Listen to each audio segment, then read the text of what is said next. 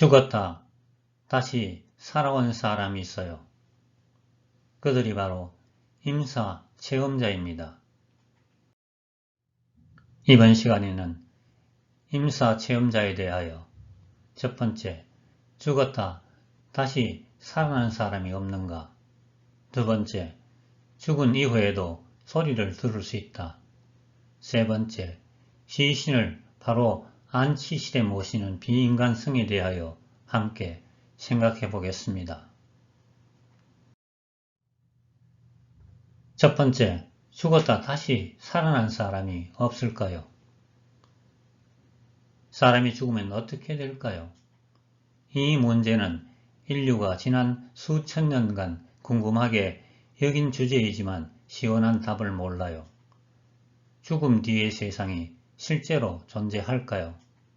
죽은 뒤 1개월 또는 1년 뒤 다시 살아나 내가 죽어보니까 이러저러하더라 라고 말해 주었다면 궁금증은 진작 풀렸겠지만 그런 일은 일어나지 않았어요. 그런데 인류 역사상 살아 돌아온 사람이 한 사람도 없었을까요? 죽은 사람이 그렇게 많음에도 왜 다시 살아 돌아와 사후 세계에 대하여 말해주는 사람이 없었을까요? 그것은 인간이 육신을 가진 존재여서 죽은 후 육신을 오랫동안 보존할 수 없었기 때문입니다. 그러나 죽었다 살아 돌아온 사람이 전혀 없는 것은 아닙니다.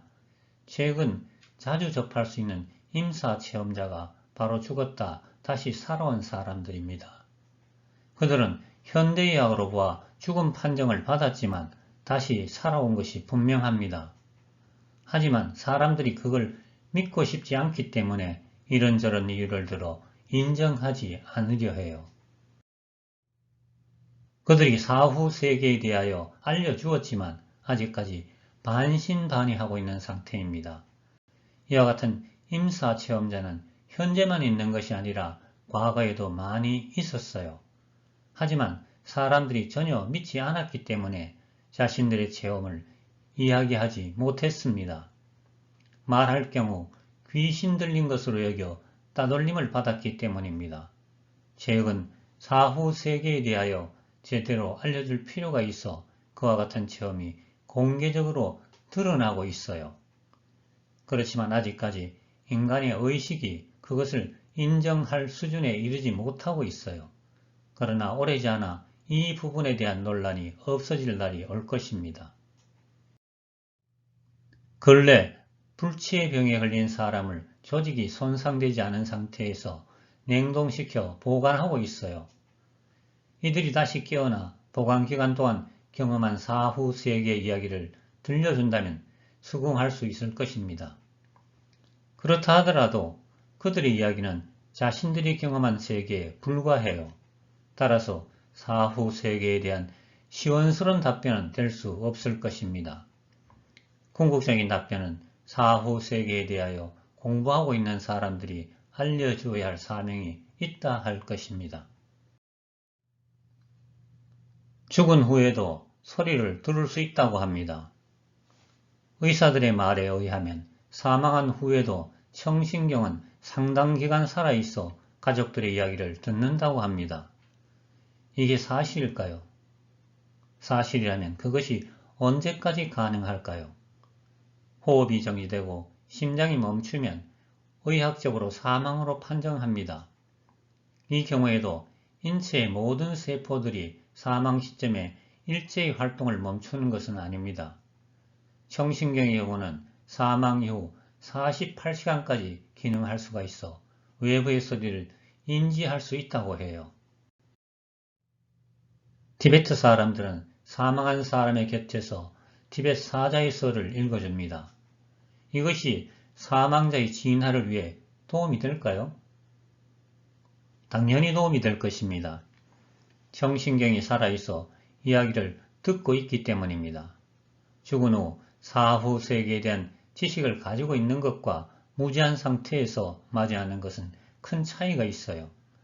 티베트 사람들은 비록 가난하지만 삶에 여유와 평화로움이 넘치고 영적으로 높은 수준을 유지하고 있어요. 시신을 바로 안치실에 모시는 비인간성에 대해 생각해 보겠습니다. 우리나라의 경우 사망하면 바로 장례식장의 안치실 냉장고에 시신을 옮겨 넣습니다. 이것에 비인간성을 지적하는 목소리가 일부 있지만 상업적인 목적과 편리함을 쫓아 대세가 되었어요. 이는 참으로 무지한 행동이라 할 수 있습니다. 사망한 이후 다시 살아나는 경우를 종종 볼 수 있어요. 임사체험자가 바로 그런 사람에 해당될 수 있습니다. 만약 이들을 사망 후 바로 안치실 냉장고에 넣었다면 어떻게 되었을까요?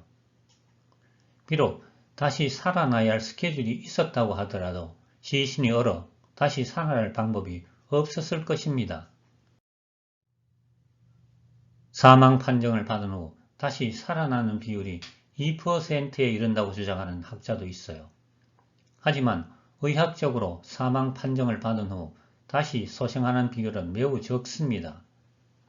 그럼에도 불구하고 소생하는 비율이 많은 것처럼 알려져 있어요. 그 이유는 그것이 아주 특별한 일이어서 많은 사람에게 알려지기 때문입니다.